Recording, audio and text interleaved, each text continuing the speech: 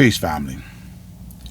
I know Donald Trump campaigned on being the expert on tariffs. Nobody knows more about tariffs than Donald Trump. This is what he always said. Well, yesterday, the Supreme Court, after two of the people who he appointed to office, said that Donald Trump don't know everything about tariffs because the tariffs that he applied to this country since his second administration has been illegal. And now they want these business owners, these industry leaders, they want their money back. And despite all the things that Donald Trump was promising to do with the money that he accumulated from these tariffs, giving it back was not one of them. Donald Trump said with this money from tariffs, he was going to eliminate the income tax. He was going to reduce the trade deficit. He was going to reduce the national debt. He was going to increase U.S. manufacturing. He was going to give $2,000 dividend checks. He was going to do all of that. But giving a refund is something Donald Trump would not do. This is consistent to his behavior that he had in private life, where he would borrow money from banks, tie them up in litigation, and then pay them back pennies on a dollar. Now he's threatening to do the same thing to the businesses and industry leaders who've been paying these wrongfully accumulated tariffs. And he says that now, after saying you're going to use this money to do all these other things, even try to buy Greenland, they're going to have to sue to get their money back. But see, unlike when you was in the private sector, Donald Trump, that was your money. The money you collect on tariffs, that's not your, that's the people's money. But it's still the same. This man, see, it's stuff like this that goes on that made me have a conversation with Google the other day, and it made me more determined than ever to keep doing what I'm doing. But I'm gonna get into that in 1 second. When you look at what's going on in Washington, where you got all these pedophiles, felons, this level of corruption, and then you have Bernie Sanders sitting up here giving a speech on the congressional floor, talking about how Elon Musk has over $800 billion of accumulated wealth. He made almost $500 billion in Donald Trump's first year in office. How you have millions of people on the verge of losing their health care because of the incompetency of this administration. So I'm asking myself, what is truly being done to help alleviate the stress off the people's lives? Here we are electing felons, pedophiles, and then he's appointing other felons, other pedophiles throughout his administration. Anybody that can accumulate $800 billion is suffering from some type of economic addiction. What on earth could one person have the need for over $800 billion for? This is...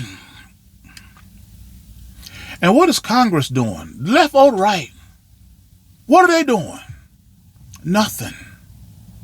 So I said, I'm talking to Google. And I said, if there was an historically oppressed people that is still suffering today, do they have the right to establish their own laws, to govern their own affairs? And Google told me that basically no. The historically oppressed will have to rely on the Constitution, the Bill of Rights, and the Voting Rights Act to secure their way of life. So I said, okay. I said, so what if the Constitution and the Bill of Rights Act is insufficient when it comes to protecting the needs and interests of the historically oppressed? Do they then have the right to make their own laws? And again, Google said, no. The Constitution is the supreme law of the land.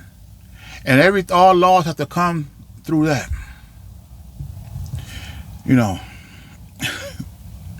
like I say, our people need leadership.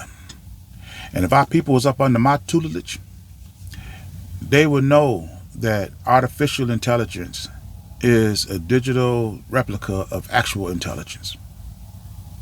And the actual intelligence that this artificial intelligence was based off of, it's the same intelligence that was forged when this country was first conceived. And we see how their mindset has worked over the years. Here, this country is almost 250 years old, and yet they have yet to determine a sufficient way to educate the people, to pay them livable wages and offer them affordable way of life. They have yet to been able to do this in its 250 years. And these are the same people, this is the same intelligence that they're now using to forge artificial intelligence, which is limitless. Once you create artificial intelligence, it's the technology will always be here to maintain it. And see, I'm not going to argue with any AI or organic mindset that tell me that the people do not have a right to determine their own existence, that they have to rely on the same system of government, the same laws, the same enforcement of laws that has oppressed and denied people decent wages, quality of life. This is the only way we can accomplish that? No, you got me messed up. Here's the deal. Here's how you establish your own laws to govern your own affairs. By building your own businesses that respect your laws, that respect your rights, that respect your freedoms, that respect your liberties. And then you can determine on how these businesses interact with your community. While we sitting up here pandering to businesses that don't respect black people, we could be creating an alternative. We can be paying ourselves livable wages. We can be creating for ourselves an affordable quality of life. We can be able to promote and celebrate our own people, independent of anybody else. This should be non-negotiable. Because see, like I said, I'm not going to argue with Google or anybody else. Because see, you're not going to sit up here and tell me that the Constitution is the supreme law and all laws have to flow through the Constitution, when you can't tell me how did the Constitution become the champion of this country? Who did they defeat? What choice did the people have that made them all rally around the Constitution? And the fact of the matter is, the Constitution had no competition.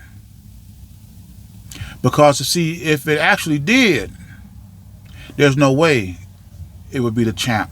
Now, when you look at the results of this champion, when you look at the results of the government that this Constitution is sworn to uphold, when you look at the failed economic policy, the failed courts, the failed Congress, everything this government has produced, according to the Constitution, should be used to protect the rights and privileges and freedoms of the people. It's done none of that. But if the historically oppressed, and I mean black people, if we built our own businesses, our own industries, to provide for, and we give the people a choice, do you think we will still choose the Constitution, or will we choose the alternative?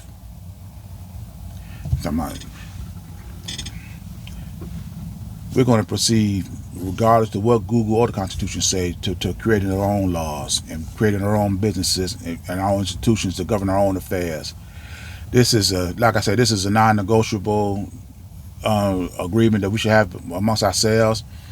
and nobody else permission is even asked for, needed, or required. But I'm in this video here, and as always, these are my thoughts, my opinions. I invite you to leave yours in the comments, and I'll see you in my next video. Ashe.